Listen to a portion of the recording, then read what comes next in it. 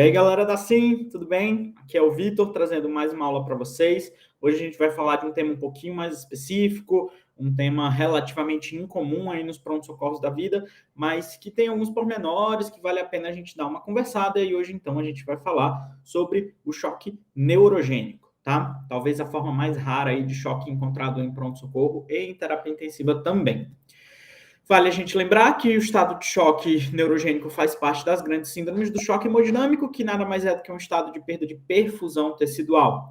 Só que, diferentemente do que a gente já aprendeu aí sobre estados de baixo débito cardíaco associados a choque cardiogênico ou pacientes com quadro de choque séptico, o quadro de choque neurogênico também é um quadro de choque distributivo, que está associado diretamente a um estado de vasodilatação, que nada mais é do que um aumento do tamanho, do calibre dos vasos, associado assim a uma redução da resistência vascular sistêmica com redução da pressão de perfusão, da pressão hidrostática. Eu vou perfundir menos os tecidos vão se perfundir menos e vão entrar em sofrimento, diminuir a reserva de oxigênio, entrar em metabolismo anaeróbio, o que pode progressivamente evoluir ao óbito desses pacientes, tá?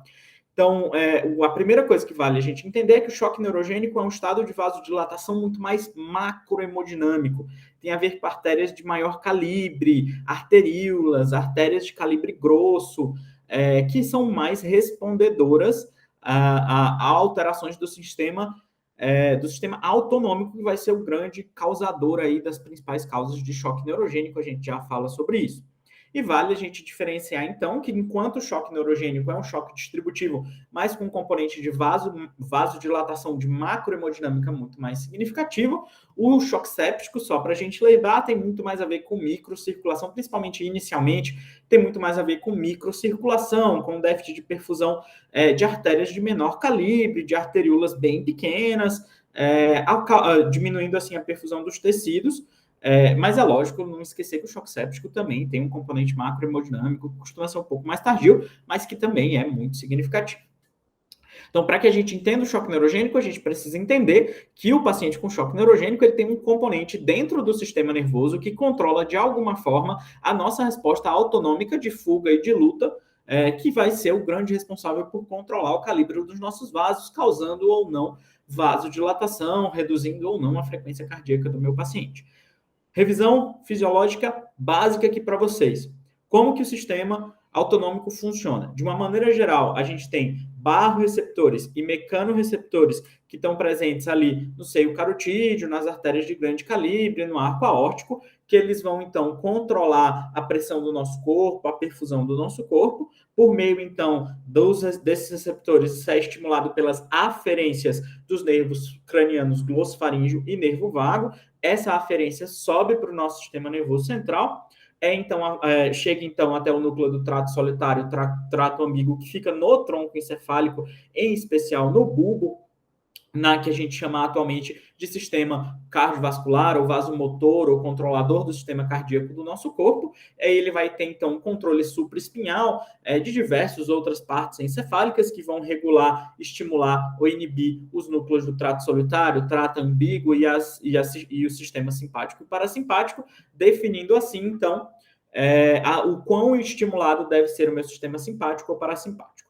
Daí, então, formam as primeiras eferências, que são os primeiros neurônios simpáticos e parasimpáticos. Esse neurônio, então, vai descer pelo corno lateral da medula e ele vai sair pelas raízes da medula espinhal. Essas raízes, então, que geralmente acontecem aí próximo no nível de T1 e L2, eles vão fazer a primeira sinapse, ou, na verdade, a sinapse com os gânglios paravertebrais, que ficam logo do lado. Então, logo que ele sai da vértebra, que ele sai da medula espinhal, ele já vai ter a sua conexão com os gânglios paravertebrais, que geralmente acontecem a nível de T1, no máximo até L2, que são quem vai realmente controlar o sistema simpático e a vasodilatação e a vasoconstricção das nossas artérias de grande calibre, das artérias principais do nosso corpo.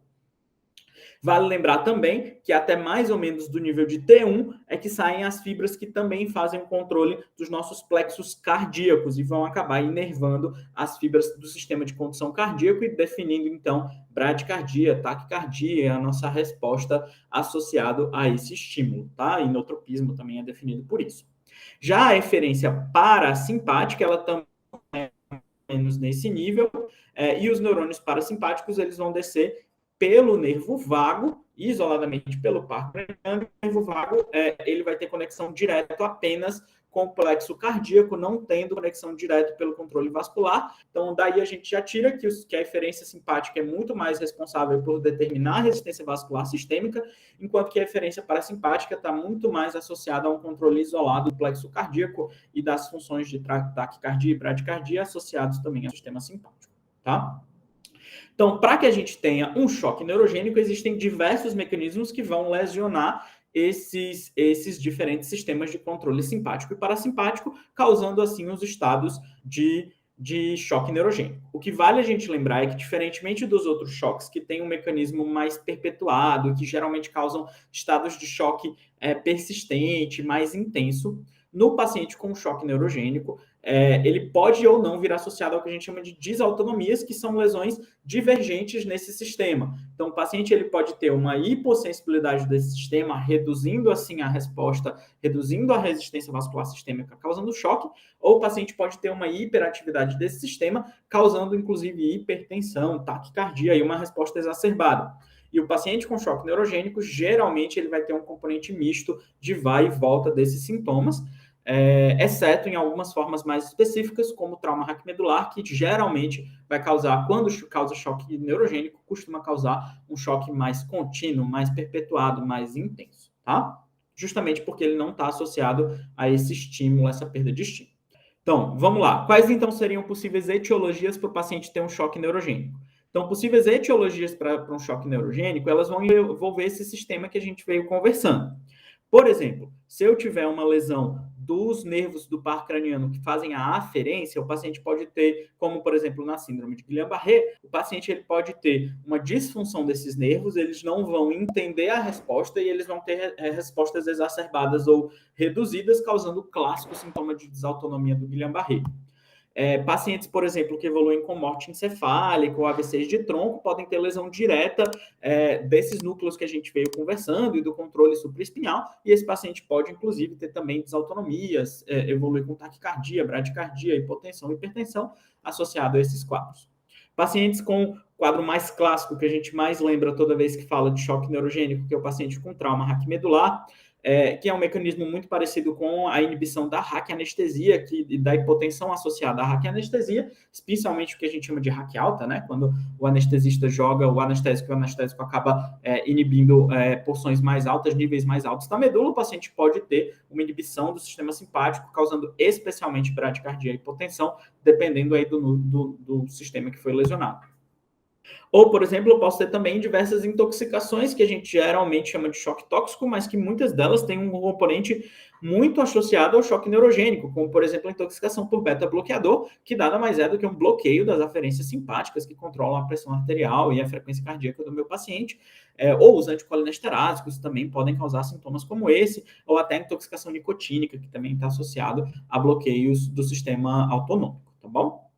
Então, na imensa maioria das vezes, o diagnóstico desses pacientes vai ter um contexto neurológico associado e você vai ter outros sintomas neurológicos que vão me ajudar a fazer a hipótese de um choque neurogênico na vigência de choque e esses sintomas. Então, como a gente estava falando, o quadro de choque neurogênico, ele geralmente vai vir associado com um componente neurológico, de clínica neurológica, que vai ajudar a gente a fazer o diagnóstico e esse paciente vai ter um quadro de choque associado.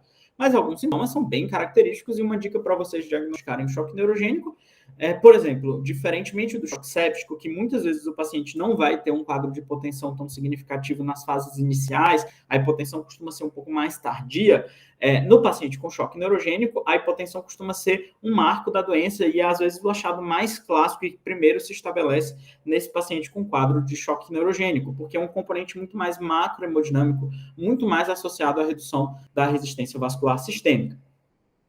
Bradicardia, como a gente já comentou, também é um sintoma que muito classicamente vem associado, em especial nas lesões medulares que acometem aí acima do nível de T6, que são as grandes responsáveis por causar a bradicardia, na imensa maioria das vezes um ritmo sinusal para a maior parte desses pacientes. E outro achado que costuma ser bem característico, pode acontecer em todo estado de choque por causa da hipoperfusão, que é a hipotermia, tem a redução da temperatura corporal central, em especial a central, mas no choque neurogênico essa hipotermia costuma ser mais precoce, mais intensa. Há vários relatos de pacientes com formas graves de hipotermia, com temperatura menor que 33, menor que 32, que são temperaturas bem significativas com risco grande de óbito associado, aumento do risco de óbito associado a esse estado. O que acontece é lembrar que o sistema simpático também é responsável por regular a temperatura do nosso corpo, vasodilatando e vasoconstrictando aquilo que precisa ser para reduzir a perda de calor desnecessária para o nosso corpo. Além disso, o sistema simpático também é o grande responsável por produzir a sensação de calafrio, que nada mais é do que uma queima de músculo para tentar produzir calor. E aí, nesses pacientes, é bem preocupante o risco deles evoluírem para hipotermia, porque eles não vão nem conseguir produzir calafrios e nem vão conseguir regular corretamente a sua temperatura corporal, que também é um quadro pior a mortalidade desses pacientes, tá? Então, cuidados intensivos são super importantes. A imensa maioria desses doentes vai precisar de monitorização intensiva em ambiente de UTI. E um dos cuidados mais importantes para a gente tratar esses doentes é lembrar que alguns procedimentos podem piorar e complicar os quadros de pacientes com choque neurogênico. Em especial, o procedimento de intubação orotraqueal e o procedimento de aspiração traqueal, que nada mais é do que o mesmo estímulo. O que acontece é que, classicamente, a resposta simpática é esperada toda vez que eu estimular a laringe do meu paciente, porque está associado ao reflexo de proteção, é uma região extremamente inervada que responde muito a estímulos químicos e a estímulos mecânicos na sua região. O que acontece é que o paciente que tem lesão da aferência ou da eferência do sistema autonômico, ele pode responder de maneira exacerbada ou de maneira errada àquele estímulo da aspiração e da intubação. Principalmente pacientes com Guillain-Barré, já foi descrito vários momentos de pacientes evoluindo com hipotensão grave, bradicardia, choque, necessidade e própria parada cardiorrespiratória associada ao procedimento de intubação e aos procedimentos de aspiração. Então, vale muito a pena a gente ponderar o risco-benefício antes de realizar um procedimento como esse, tá? Outro cuidado clássico que a maior parte desses pacientes precisam é porque, como eu falei, muitos desses doentes têm labilidade hemodinâmica e eles vão ter estados de hipertensão, hipotensão, hipertensão, hipotensão, que costumam ser duradouros, persistentes e serem de difícil controle. E uma dica muito importante que ajuda muito é a monitorização invasiva, como catéteres de pressão arterial invasiva, de VAI, que eles vão ser muito úteis para monitorizar esses pacientes. Aí, como vocês estão vendo nesse gráfico, é o estado de avaliação de um doente por 24 horas, um doente com síndrome de Guillain-Barré por 24 horas, que teve um fluxo hemodinâmico muito, muito divergente de um lado para o outro progressivamente, tá? E outro quadro que é muito comum nesses doentes são pacientes com hipotensão. Essa hipotensão pode ser sintomática ou pode ser assintomática. Na maior parte dos pacientes, essa hipotensão vai ser assintomática e não vai ter repercussão hemodinâmica significativa. O paciente não vai ficar mais encefalopata, o paciente não vai perder perfusão renal, esse paciente vai estar estável do ponto de vista de microcirculação. E numa situação como essa, na maior parte das vezes, eu não vou ter condutas mais específicas. A conduta principal vai ser: levanta, vai tomar um café você. Esse café não é para o paciente, esse café é para você. Você vai lá, toma um café, dá meia hora, reavalia o paciente daqui meia hora para ver se ele continua estável. E na imensa maioria das vezes, ele já vai ter mudado de fluxo e às vezes ele está até hipertenso. Alguns pacientes com quadro de hipotensão um pouco mais duradoura, mais significativa, eles podem responder muito bem à posição de Trendelenburg. O que acontece na posição de Trendelenburg é porque muito do choque desses pacientes, da hipotensão desses pacientes, é associado à redução do débito cardíaco por redução da pré-carga. O paciente vasodilata a periferia, as vênulas e as arteríolas ficam cheias de sangue, aquilo fica preso nos membros inferiores e esse paciente reduz pré-carga, esse paciente reduz débito cardíaco. Então, se eu coloco o paciente em Trendelenburg, eu aumento o retorno venoso, melhoro a pré-carga e muitos desses pacientes vão ter uma resposta melhor. É muito frequentemente descrito, inclusive, em pacientes com Guillain-Barré, que na hora que eu levanto o decúbito, esse paciente pode entrar em estado de choque, pode fazer hipotensão, justamente pelo efeito oposto que essa resposta vai ter nesses pacientes. Mas pacientes com quadro de hipotensão sintomática mais significativa, que ficam mais graves, que claramente têm risco de parada cardíaca e de perfusão reduzida de sistema nervoso central e de órgãos nobres, eu posso tratar. um mecanismo muito clássico, não muito desenvolvido, desculpa, mas que teve algumas respostas bem significativas na minha prática clínica, foi o uso do push-dose. É algo que eu pessoalmente não advogo muito, só que cada vez mais está sendo estudado e cada vez mais está sendo benefício, e eu já vi algumas vezes pacientes com desautonomias responderem muito bem a dose em push-dose de vasopressor, como, por exemplo, a adrenalina, que eu vou simplesmente responder àquela hipotensão que costuma ser muito passageira, eu vou ajudar aquele paciente a manter o seu tônus simpático enquanto ele está naquele estado de déficit autonômico mais significativo, mas daqui a 2, 3 minutos, quando a minha vida da adrenalina reduzir, esse paciente já vai ter voltado à resposta do tônus simpático padrão. Isso não é bem estudado em literatura, principalmente com estudos randomizados, mas parece ser uma boa resposta. Mas muitas vezes, em especial no trauma medular, quando o paciente tem quadros de hipotensão muito mais sustentada, drogas vasoativas vão ser a principal opção. Geralmente, adrenalina, noradrenalina para os pacientes que só têm hipotensão, que costuma ser o hipotensor mais bem indicado. Mas a adrenalina, às vezes, pode ser uma boa opção em bomba de difusão contínua, quando esse paciente tiver um quadro de bradicardia associado. Dopamina também é uma boa droga para uma situação como essa, e nenhum estudo mostrou superioridade de uma em relação à outra, especificamente para choque neurogênico, que é algo muito pouco estudado, inclusive, na literatura.